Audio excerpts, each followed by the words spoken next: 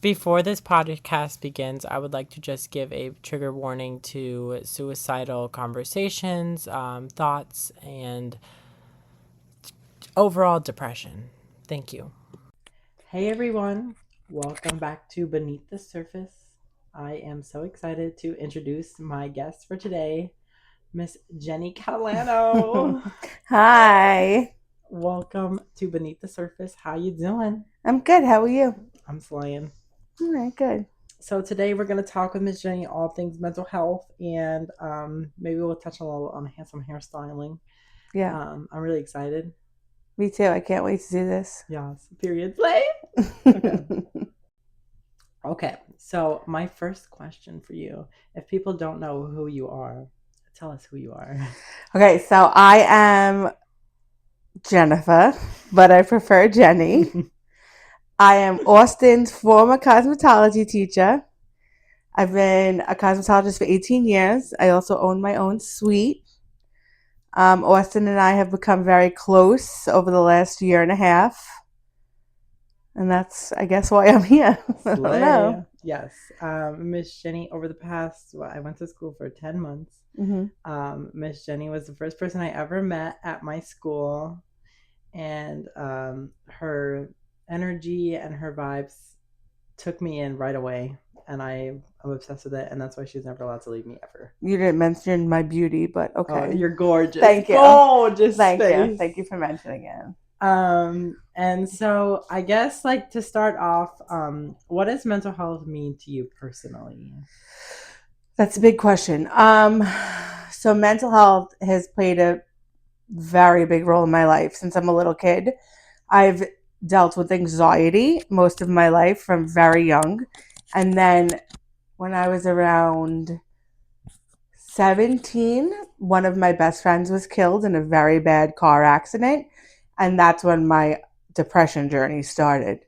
So for me, mental health, I don't know. I don't know how to word that. Like how what are, like what does it mean to me? Yeah, that's a difficult question. Yeah, I mean, it's important. It means it's important, but also for me it can mean many different things. Like my mental health could be great one day and it could be bad the next day. So it just depends on when you catch me what it means to me. Right. I really love that. And I like wrote down a question with something that you said is like, what does a bad day look like to you and how do you get through it? So a bad day for me right now, in like I guess my journey of mental health is more anxiety driven. I don't have as much depression anymore, luckily.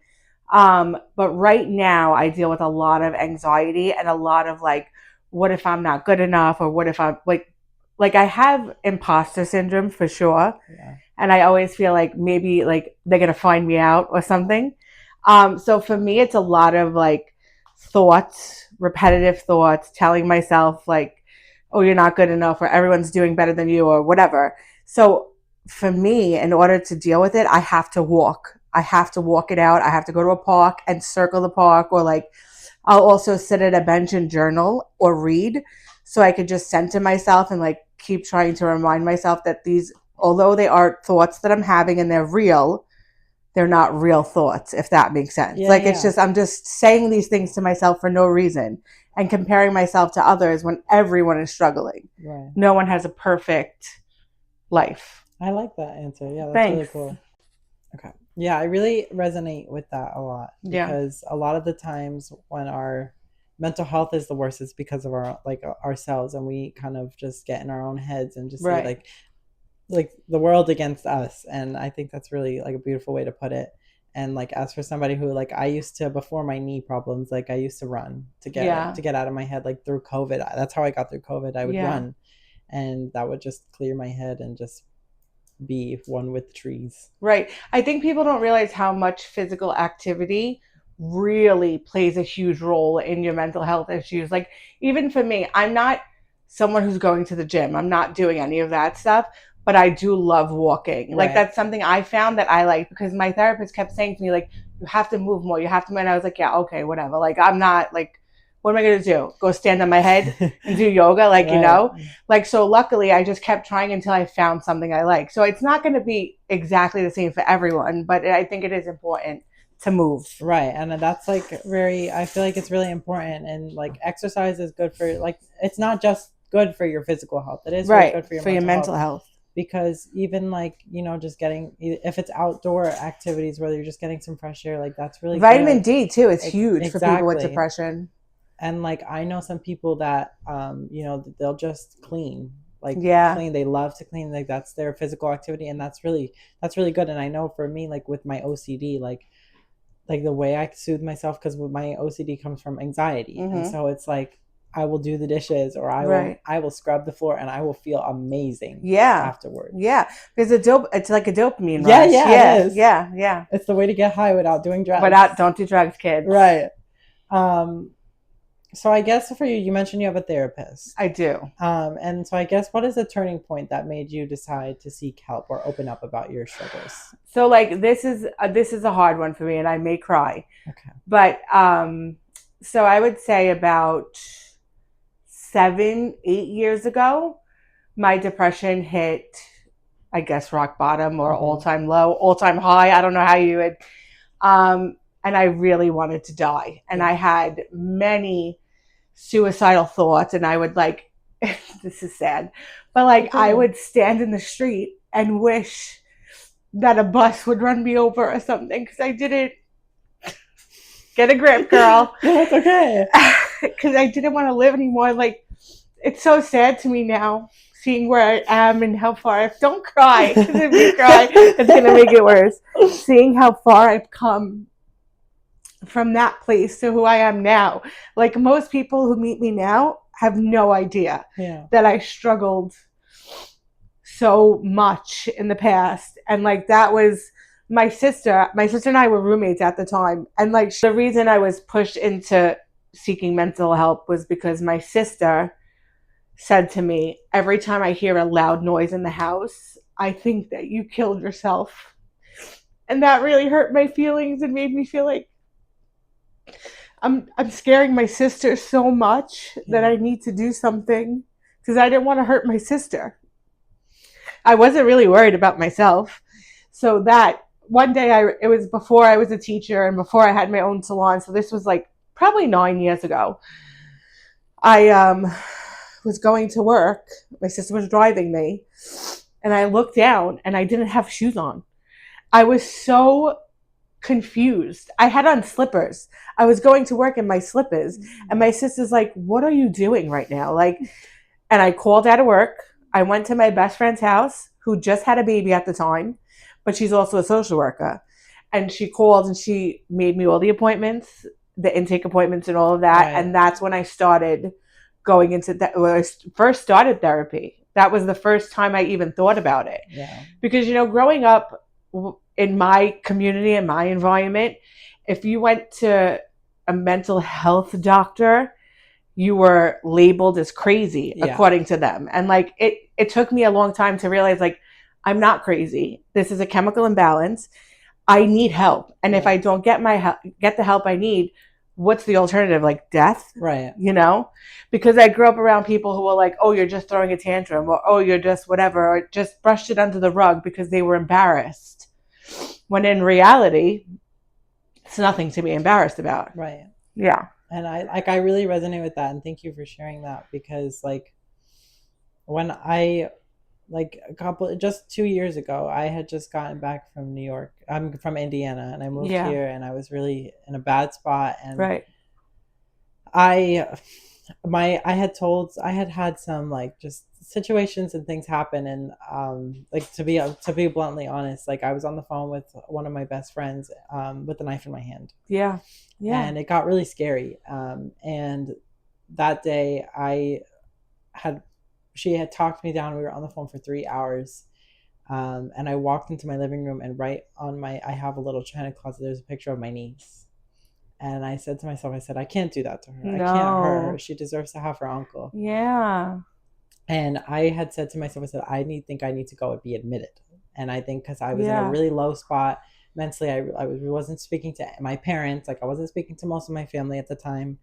And I told my boss at the time, and I told him, I said, I think I'm going to have to take a week off. Like, I need to go to the hospital. Like, I'm not well. And he turned around to me, he goes, a hospital's not going to do anything, we give you medication. That's it. It's true. It's a waste of your time. But I said, it's not a waste of your time. Right. Yeah, but I said to him, I said, there are also places where you can go and you can get some help and group therapies and just personal and a spot for me to be disconnected with the world and just focus on healing. And he told me I was an idiot and it was a waste of my time, and mental health is a phase. Probably the same age as the community of people that I was just talking about. For sure. Yeah. And so it made me feel stupid to like go, and I didn't go, but I did reach out to my therapist. Yeah. And I told her, I said, you know, this is a scary time. This is really scary. I've had one other situation like that.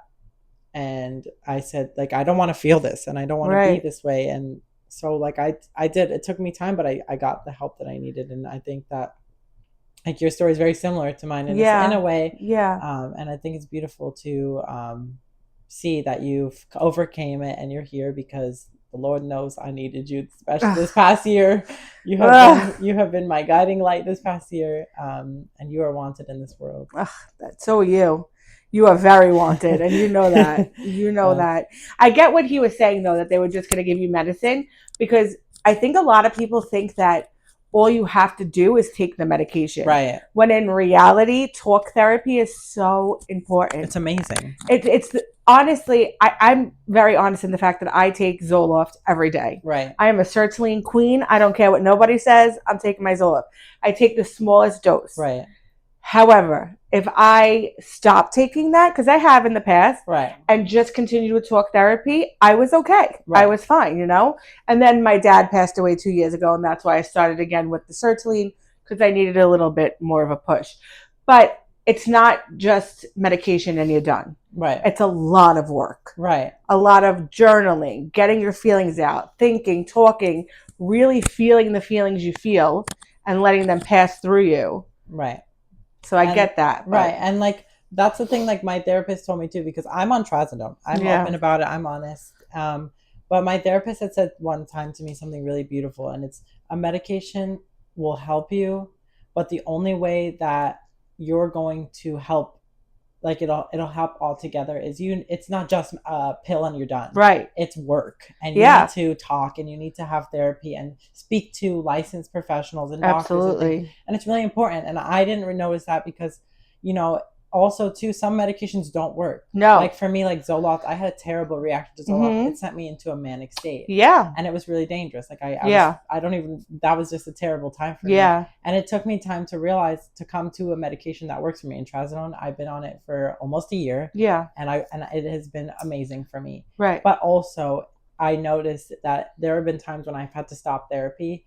If I'm just taking trazodone and I'm not doing therapy, it doesn't help. It doesn't help. Yeah. You need both. I cannot see myself without therapy. And I don't think that's a terrible thing to say. No, because even when you're happy, even when you're at your happiest, there are still things that cause you anxiety. Exactly. It doesn't matter how much money you have. If you're in a happy relationship, if you have kids, and these things are all wonderful, but that doesn't mean that you can't still have anxiety and still feel some type of depression, or even just to talk and be like, you know, my bills are piling up, my this, my that. You don't have to talk to your therapist about just depression. Right. It could be about anything in your life that you may not feel so comfortable talking to your mother or your friend or your husband about, or your boyfriend, your girlfriend, whatever.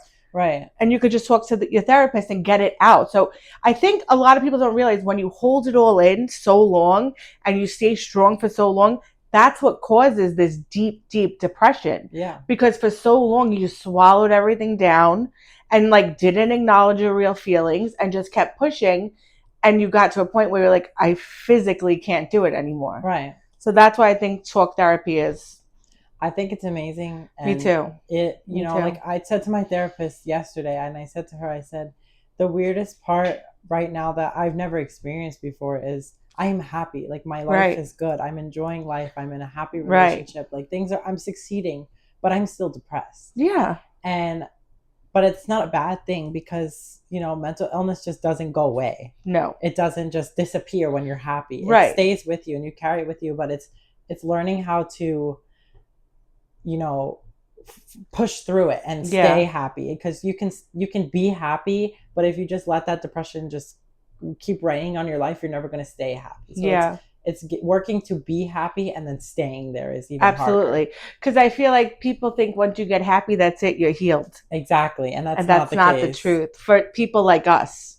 I don't know, maybe some other people have like little blips of depression in their life and they can move on, and that's great for you. Absolutely. But then there are some people who, like me and you, are lifelong. Oh yeah. Life is what life is. So it's just, right. It is what it is. And it's nothing to be ashamed about. Right. Literally, it's so crazy to me that people are ashamed of therapy because it's talking to someone. Mm-hmm. The same way you talk to your friends, you talk to your coworker, you're talking to someone who can show you how to deal with things with the proper tools rather than shoving it down and moving on. Exactly. And I said, like, it's funny because you can tell, I've always said this, and like I said, you could tell who's in therapy and who's not, and who needs therapy and who doesn't. Yeah. And I do believe, I'm a firm believer that everybody needs therapy. Everyone. I think it's important. Everybody needs therapy, but not because you're depressed or not because you have anxiety. You can just need therapy to get out your frustrations or your anger or your stresses. It's not a bad thing. Right. I love therapy. No, I tell everyone in my life, you need some therapy, get some therapy. And I love my therapist. Right. Mine too. I love talking to her. I love hearing what she has to say. I love when she's like, you really applied this tool. And I'm like, yes, I got a good start in therapy. Like, it's just so nice to hear that you are progressing because you have all these thoughts and you're telling yourself, I'm not progressing. I'm not getting better. But then you go to someone who's so removed from you in a way. You know what I mean? It's that she doesn't see the whole, she just sees what you're telling her, and she's like, no, you have progressed. And you're like, oh my God, I am doing better than I thought. So I think it's just a good like bounce off for you. And one thing I've learned with going to therapy is, a lot of people will say, oh, I talk to my mom or I talk to my boyfriend or this. You need somebody that's not in your everyday life, your day-to-day life, that doesn't see you every day, because they're going to have an unconscious bias. Yeah. And, my therapist, like, I had a really big breakthrough with her a couple weeks ago when I told her, I said, like, to see the difference 2 years makes is crazy. And not a lot of people can see that. Yeah. For a long time, I didn't see it. Yeah. It was one day I just woke up and I was like, holy shit, like I did this. I changed. And that's amazing. Yeah. And that's why I think therapy is good. And like the one thing or the two things mainly with therapy that I so strongly say are, number one is it takes at least 3 weeks for you to feel out a therapist, because those are the first 2 weeks when you're first starting to learn each other. And also, just because you are happy or feeling better doesn't mean you have to stop. You have to keep going. It doesn't end. Right. I also think it's important to say that you can change your therapist. Oh, absolutely. If you don't, I have stayed with my therapist consistently. I got lucky. I've had 3 really great therapists. My second therapist, when my first therapist retired, I had to go to someone new and I was pissed. Right. I'm like, I don't want to fucking go to this bitch. Like, I don't want to, and like for the first, I would say 4 or 5 sessions, I wouldn't look at her. Yeah. I would stare at the picture on the wall in front of me and answer her in yes or no, like very short, very whatever. And then eventually, and then she retired. And on our last, it's so cute. On our last session, she said, are you going to stare at the picture of the wall with your new therapist? And I was like, no, I've learned to be better. I'm not going to do that. But it was so funny because it was like 6 years later. Right. And she remembered that I didn't look at her. Right. And I was like, oh my God, did I hurt your feelings? And she was like, no, you didn't. It was fine. She's like, but just how far you've come. Yeah. Because I didn't know if I could trust her, if she was going to judge me, because it's very easy to feel judged. Oh, yeah. And when you say things, you're like, wow, I'm crazy. Like, yeah. And then, but in reality, we all have the same thoughts. We really do. Yeah. And that's the thing is, like, for me, like, before I found my therapist, I went to 3 other ones. Yeah. On the first intake one, one of my therapists told me that I had homicidal tendencies.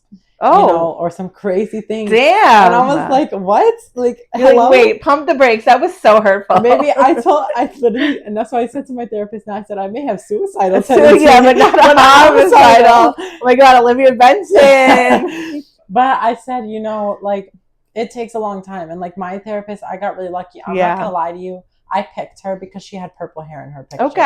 Okay. So, you never know when it's going to be the right one. And I told her 2 years later, I said, I can't see me having a different therapist. I said, when you die, I'm going with you. Yeah, we're going together. Yeah. So I think that's really, very important and really special, is to find a good therapist and don't give up on the first try. No. A lot of people give up after their first session. And the thing is that first session means nothing. It's nothing. Just an intake form. It's literally nothing. They read you a list of things on a sheet and that's it. Yeah. Give it a couple weeks. And if you don't like it, then go to a different one. Don't just give up. Don't stare at the picture on the wall for 5 weeks, though, like I did. Well, yeah. Try to get comfortable. Yeah. But that's also the one good thing I like now, because my therapist is virtual.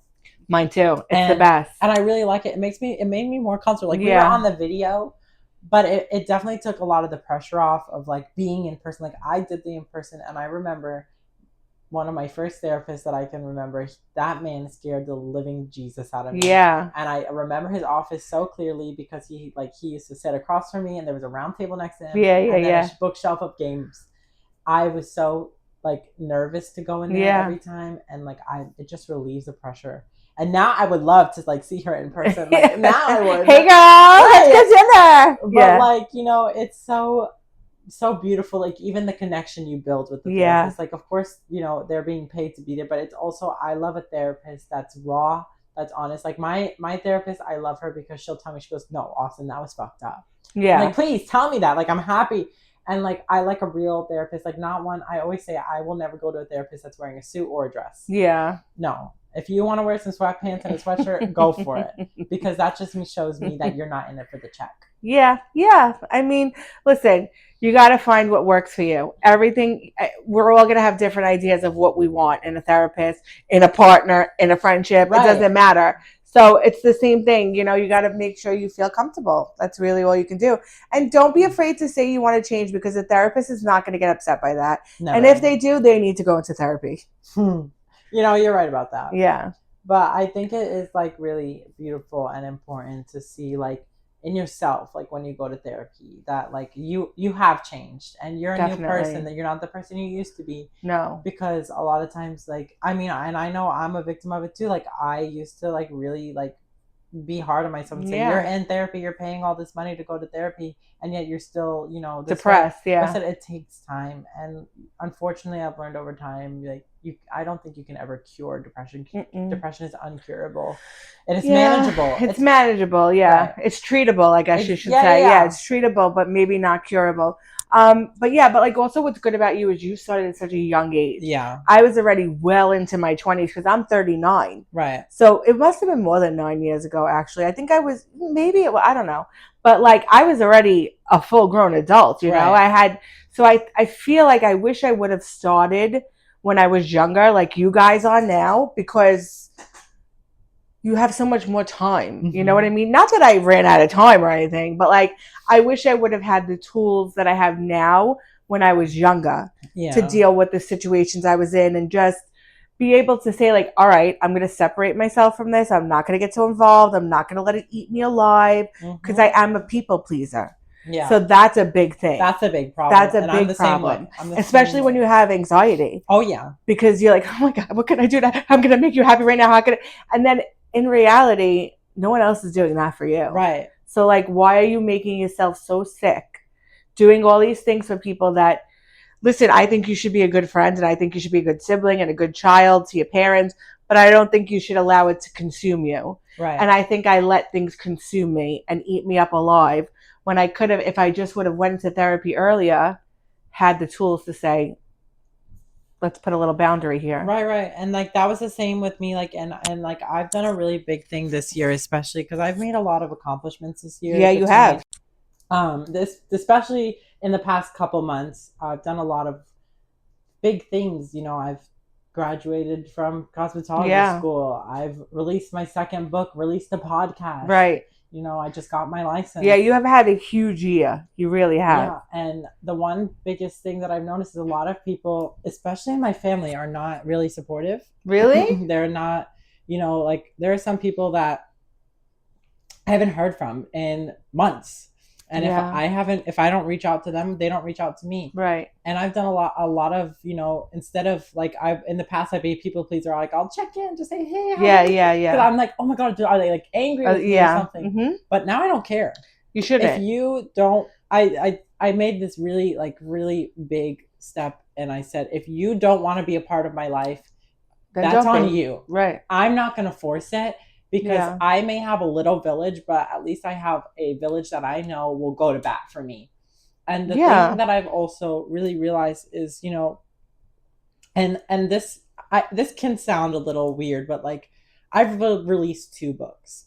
Half of my family members don't own those books, and or have congratulated me on those books. And I feel like at 20 years old or at 21 now, to have released 2 books, it's huge. It's a big deal. It's a huge deal. And I would go above and beyond people, like for their, like my cousins, or whoever the case may be. I would go, like, whenever they're doing, I'm there. If they're having a party, I'm there. If they're doing a show or a whatever sport, whatever, I'm there.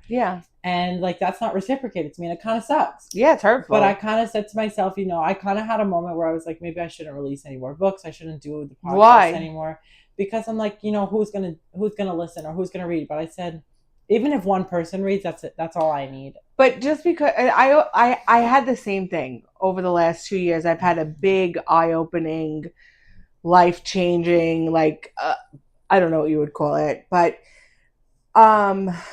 I have cut a lot of people out of my life that I was very close to for very long, because the same thing, like, I felt, when bad things happen to you, I'm there. When something bad happens to me, you're not. Right. And like, I don't want to be mad or hurt anymore by them. So like, I accepted them for who they are, and I've distanced myself. Absolutely. And I'm happy. I'm fine.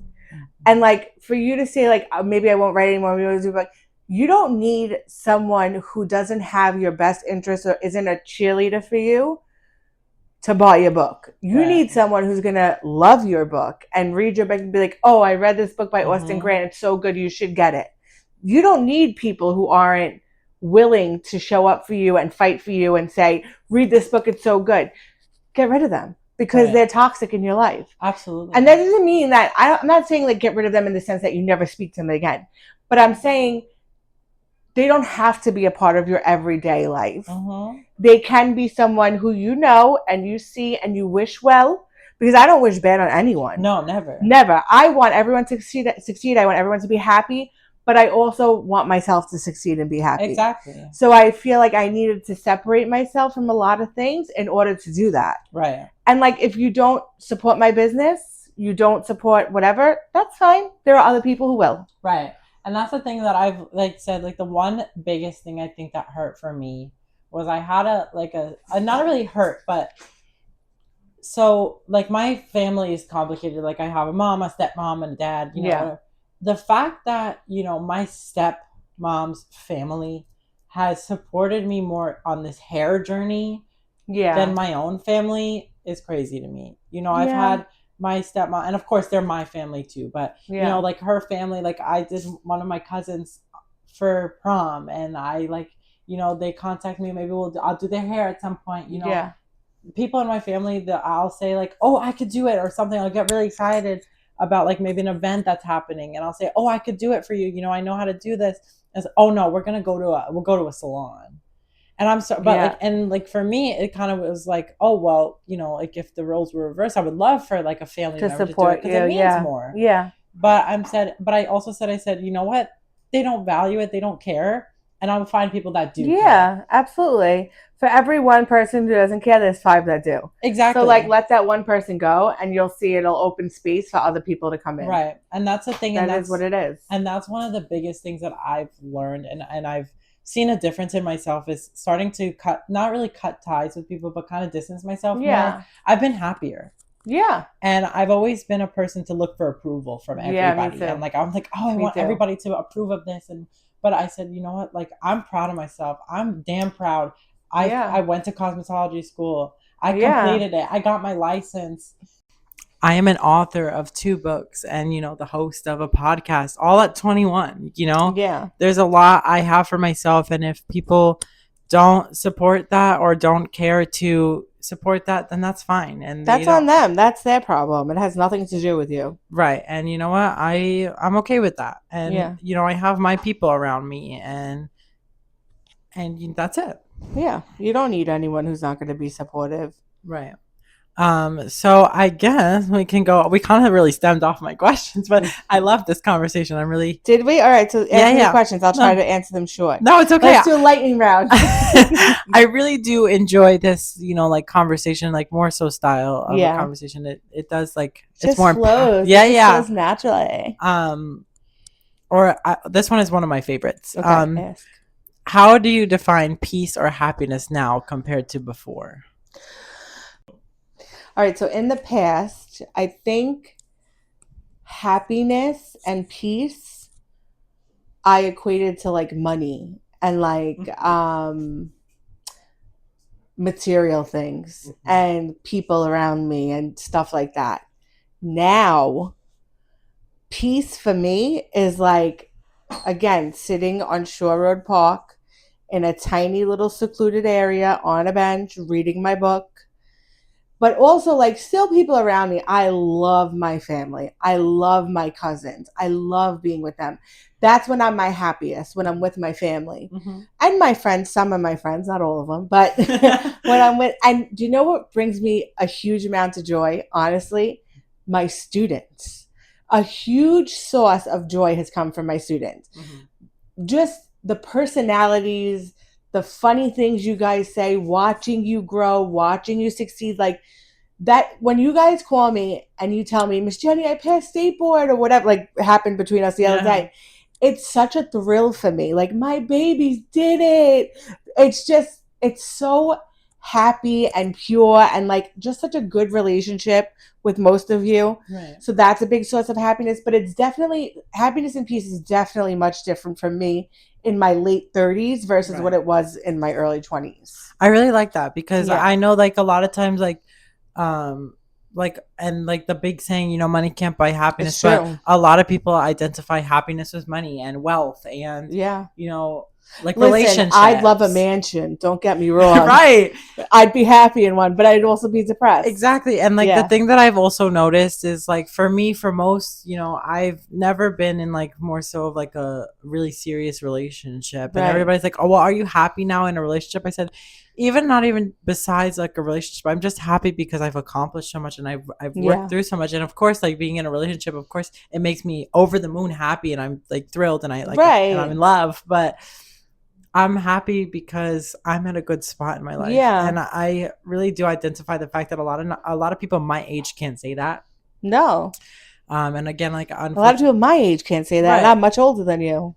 But I do like, I'll touch on one little thing that you said. Yeah. And like the thing for me that has brought me a lot of happiness as well is like, I'm not gonna lie, it's like been like getting to come here and spend time with you and like we'll go get our sushi. We gotta go get our sushi and some ice cream. Yeah. And because it's, you know, like when I met you, like I met you at a perfect time. And like I've been saying that like a lot of relationships that I've developed in the past year, like I've met them at the right time. They were meant to be, yeah. And I can tell you, and I've told you before, you know, like during school and like while I was in cosmetology school, I was in a rough You had spot. a lot of hard situations. Yeah, and I don't want to cry. Don't cry, it's okay. But you know, like I was rough and mentally I was not there, and there was a lot of times like I would walk into the building and like I wouldn't be anywhere near positive and my brain would not be there and I would just say I want to go home and I'm gonna try not to cry. I would walk in to the school and the first person you see when you walk in is Miss Jenny. And just every morning it was good morning, you know, or something, you know, always with a smile, greet you with a smile every time, even when you're not feeling it. Yeah. It's so funny. Like you guys always say like, Miss Jenny, you're so positive. You're so upbeat. I feel like 99% of the people in my life would not say that besides my students, because the same way you feel that, I feel that. Like I see you guys and I'm like, oh, let me be my best self for them. Right. Because I want them to feel happy here and comfortable and want to come here. So it's nice to know that like you do feel that. Yeah. And that was a big thing for me And I've told a lot of people, and I said, I don't think I would have had such an amazing cosmetology journey, because although, it was rough, like I had a beautiful journey because like you were alongside, and no matter what was going on, whether it was outside of school or inside of school, Yeah. you were always there and greeted me with a smile and always, talked me down when I was going through Yeah. it. Yeah. And Yeah. $12 coffees. Well, also, what you guys don't know is me and Austin would kill each other when he was doing a haircut and like wanted to tell me how he would do it. And I'd be like, no, I'm telling you how to do it. And that was the thing, though, that I loved is like we can have like, I'm very stubborn. I'm very, so am very I. stubborn. I am too. Yeah. And like the one thing that I've appreciated is I know a lot of times like I do push back and like I do, whatever. Sometimes I can be overly confident. Which is fine. It's not a bad thing. Right. Yeah. And like the one thing that you never did was like you never said no, like you would explain it to me. Yeah. Like, no, like this is a better way to do it. And like you would, but it was never like talked down. No, I would never talk down to you because you were learning. Right. And like you also did have experience in the salon, so it was a little different. Yeah. And like I don't know, I just, like I said, I look back on cosmetology school and I can say, like you changed my life in so many ways. Please, now cry. Don't start. And I really just two empaths making each other cry the whole time. And like I can say without a doubt, like I did a lot of work to get there. Yeah. But I would hate myself if I didn't give credit where credit is due. You did do a lot of work to get your license. And all that you've accomplished in such a small amount of time. It was a lot. Yeah. All in one little 6-month span, really. Yeah. And it's crazy to think about, where I was. Like I started cosmetology school on September 9th. Right. And on September 9th of this year, I looked at myself and I said, a full year difference is a full year of a different person. Huge. And one of the biggest things that I've really come to realize this week alone, getting my license and being a licensed cosmetologist now is, most people in my family, my parents, like they don't have careers. Right. They don't have licenses or degrees in anything. Right. And like I do. Yeah. And I did it. Yeah. And you are so young. The umbrella of cosmetology is huge. Right. There are so many other fields you could go into that most people don't even know about. Because your license opens the doors to a lot of different areas. Right. Which is great because think of all the careers you could have over the next 40 years. Exactly. That you're going to be working. And like that's so something that I've really cherished, especially over the past couple months of graduating from school, is like my life is just beginning. Like I said, my cosmetology school journey is over. And it's over. I don't have to take that test ever again. Right. But my career is just beginning. Yeah, your career just started. That's it. And I'm looking forward to it, and I'm excited about it. And that's, as you should be, again, like why I am happy. Like I'm truly happy because I have a bad tendency to start something and not finish it. Yeah. And I started it. I worked for it, and I finished. You fought. I fought for it. And I've known I wanted to be a hairstylist since 2022, since I graduated high school. And I didn't do it at first. I went to college. I dropped out. I moved to Indiana. Right. I did a lot of side quests. Imagine if you would have stayed there, how weird you would be now. Yeah. You would have black hair. And you'd say, hello, my name is Austin, and I'm from Indiana. My country. I'm from Indiana, and I love to go, but I don't know, hunting or whatever. No thanks. Yeah, that's what you do. But yeah. Okay. Shifting gears a little bit. Okay. What's something that helps you feel grounded when life feels chaotic? Grounded? I do this thing where like I try to plant my feet on the ground and I tell myself like you have roots, you have a home, you have a support system, you're financially stable, you have a salon, you have a career. Like, do you mean grounded in that sense? Yeah. So like for me, I can feel very ungrounded and very unstable. So for me, I have to I try to tell myself to breathe in fresh air, let go of the negative. So that's how I ground myself. Like I definitely do think, like I said earlier, walking is very grounding for me. Yeah. It really helps me connect myself to the earth and not feel like I'm floating in the air with no direction. Yeah. So that's something I do. But I don't know if that's That's my way. No, I love that. Like me, like for mine is kind of similar. Like I really kind of, there's a lot of times I'll go outside in the morning and I'll just stand there and I'll just close my eyes and just breathe for a couple seconds, just do like a little breathing exercise outside. And I'm just like you're here, like everything's okay. You have a home, you have a job, right? You have like you have people. And because sometimes I know, like when life gets crazy, like schedules get crazy and you kind of lose yourself a little bit in the schedule and the madness and you burn out.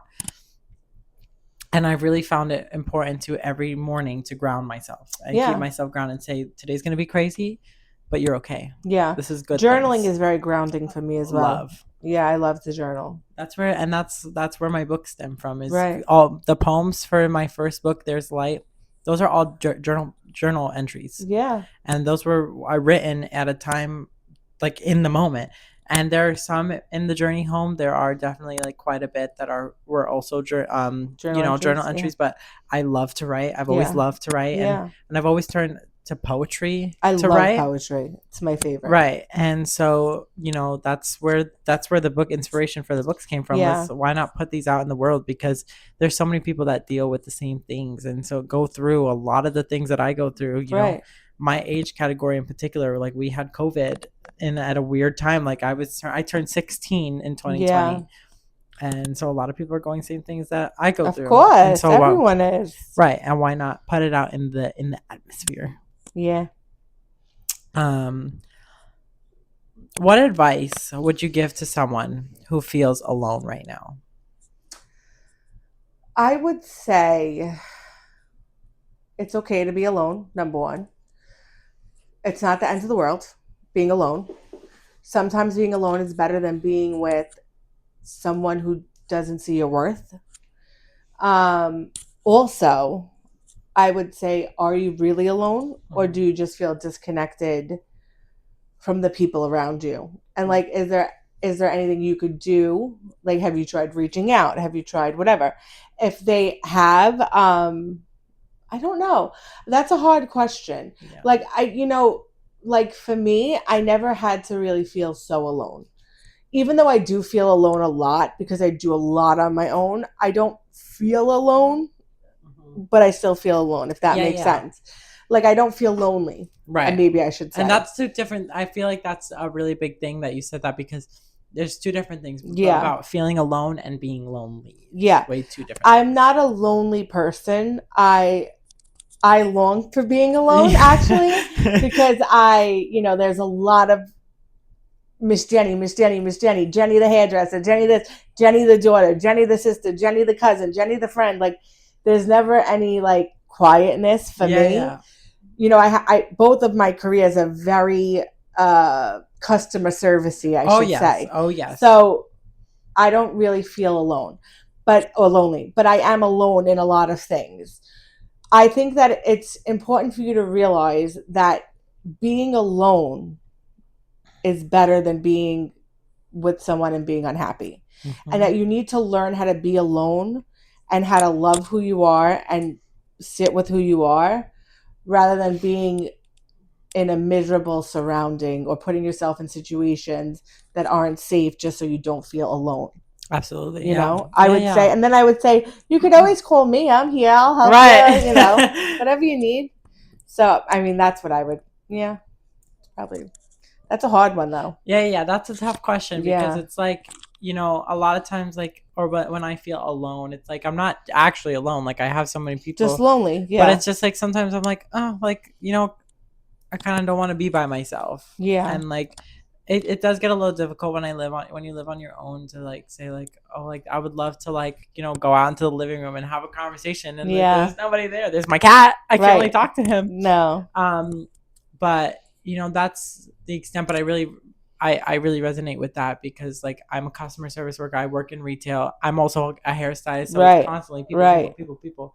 And like I also don't like to text people. I like to talk on the phone because I don't like text messages. So I'm constantly talking to people on the phone. Yeah. So it's like when I do have my alone time, it is nice. I do enjoy it. Yeah, I like it. I like it. Personally, I love, like I've said many times during this podcast, find me on Shore Road in a little secluded area reading a book by myself because it's just so grounding and so peaceful and so just me alone for 5 minutes. So I'm not one against being alone. Right. Yeah. And that's the one thing is like, I love at night, every night, you know, I come home from work or, you know, I come out from being with friends and I lay in my bed. Yeah. Just me and the cat. Me and Dean. And I always put on a show. Yeah. And I just be. And that is amazing time for me. Like, I just can just be me. I don't have to be Austin the hairstylist. I don't have to be Austin James. I don't have to be any, like, nobody. I can just be me. And I could just be Austin for Austin. And that's really important. And I love to get to do that. You have to do that. Yeah. We love mental health. Love mental health. Well, maybe not love mental health, but we love talking about mental health. But we don't. Yeah, I could talk all. We don't love depression. Yeah, no. We don't love her. I want to go back to one thing that we were talking about before, in a little bit, and it's how do you set healthy boundaries while still being there for others?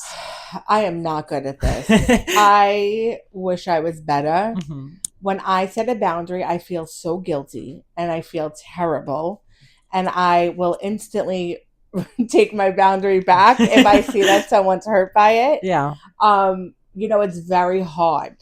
It's very hard being a teacher and having to set boundaries because you want to take care of your students, but you also have your own life and your own mental health issues and your own family and sickness and this and that. I am not good at it. I am not one to ask, how do you set a boundary? I am a people pleaser and I know it. I have gotten somewhat better as I've gotten older, especially at work, not with the students, but with administration. I'm quick to say, no, I can't do that, or it's too much for me right now, or whatever. For years, I gave so much and was so burnt out that if I didn't start setting boundaries, I was just going to get depressed again and be miserable because I was living my life for others. But again, in my personal private life, I'm not good at it. So I'm not really one that you should, because you guys know, you'll FaceTime me and I'm like, I'm in the shower, I'll call you back. Like, I mean, I don't really set boundaries that well, you know? Yeah. But I do think that it's very healthy and very important for you to set boundaries for yourself and just for other people so they know, like, oh, I can't take advantage or I can't drain this person of their full entire being and soul. Right. And like that's the thing and that's one thing that I've started to learn is like, no, like set your boundaries. And like I do find it difficult to set boundaries and stuff. Same, girl. And like I've done it at work. Like I'm really good at it at work and like saying like, no, I need a day off and no, I cannot come in this day. Yeah. Or if I worked 12 hours at my other job and like a client wants to come in, that I say, no, I need to rest. Yeah. And I've gotten really good at that because I used to be a very big pleaser. I'm like, oh yeah, I can do it. Of course. And then be like exhausted. I'm still learning how to do it in my personal life, but I did learn like, you know, sometimes like you have to miss out. And like a lot of times I've noticed is, you know, even for like the holidays coming up, like Thanksgiving this year, like I'm not going where I want to go this year, but I know that, you know, the day after Black Friday, I'm going to be working like crazy and I want to rest and I want to have a low key day. And of course I would love to go and have fun and be with the family, but it's not smart for me because I'm going to be exhausted and I'm going to be tired and I'm not going to be able to do my job. Right. And then you're going to be miserable. Exactly. So why make yourself miserable? Right. And I think this goes back to what we were saying earlier. Again, if you set a boundary with someone and they don't want to be your friend anymore, you don't really need that person. Right. That's not someone who respects you. Yeah. And that goes back to what I was saying earlier, like with people not supporting your books or whatever. You don't need them. Right. You know? Let them go. Yeah. And then that's really, really important. Yeah. You have to respect each other's boundaries. Yeah. You have to. Yeah. And that's a big thing, like even in relationships, like, or like whether friendships, boyfriends, whatever relationship you have is everybody has their own boundaries and it's very important to respect them because if you don't, then that's when you're going to become a toxic or, you know, become hatred. Starts to resent you. Exactly. Yeah. And then that you don't want to help anymore. And you're like, what do you mean? But you've been so helpful for me for 50 years. Right. And I can't do it anymore. Right. I've reached my limit. Right. And that's important. Yeah. Okay. So I just have 2 final questions for you. And these are questions that I ask all of my guests. Okay. So the first one is like, if there's one thing that anyone takes away from this conversation, what would it be? from this conversation that I want people to realize that, first of all, they're worthy, and that talking about mental health and getting the mental health help you need is not embarrassing or shameful. It's something that it's the same as going to a doctor for a checkup. Mm-hmm. Instead of checking your blood work, they're checking your mental health levels. Like, it's the same thing, like there's no reason to be embarrassed. Right. I love that. Yeah, that's really important. Yeah. And then the final question I have for you is, if Healing had a soundtrack, what song would be on it? Oh my God. So, I'm going to give you like a Barbra Streisand. Like, I love that. Okay. So if Healing had, what's one song? Yeah. All right. So instantly I know the song. Okay. Funny Girl, Let's Hear It From Me. Oh, love it. No. Oh my God. Funny Lady, Let's Hear It From Me. Oh, okay. I feel like you need to end it with this song. And you need to play it so people know. Go look it up. Let's hear it from me. The beginning, she's like, blow the bugle. Literally, Mama Rose, like, that's my favorite. Love, yeah. Yeah, so I feel like that would be a good let's hear it from me. Because really, you're alone in your mental health battle. Yep. And you really have to learn that, like, you got to be your own cheerleader, your own champion. You got to fight for yourself. Because if you don't, no one else is gonna. I love that. Yeah. That's beautiful. Yeah, thanks. So, well, Miss Jenny. Thanks for coming on the podcast. Of course, thanks for having me. I'm so glad we had this conversation. Me too, it was good. Maybe we could do it again. Yeah, sure. I had a lot of fun. A lot of laughs.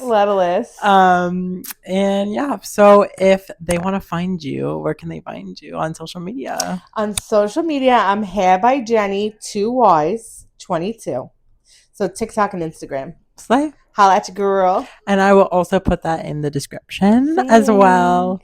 Thank you guys so much for listening. If you enjoyed this, don't forget to subscribe wherever you listen to podcasts. And make sure you visit my website, ajamesbooks.weebly.com, and ask some questions or place your comments in the tab under podcasts that we can discuss on the next podcast. Thanks so much for listening. Bye-bye.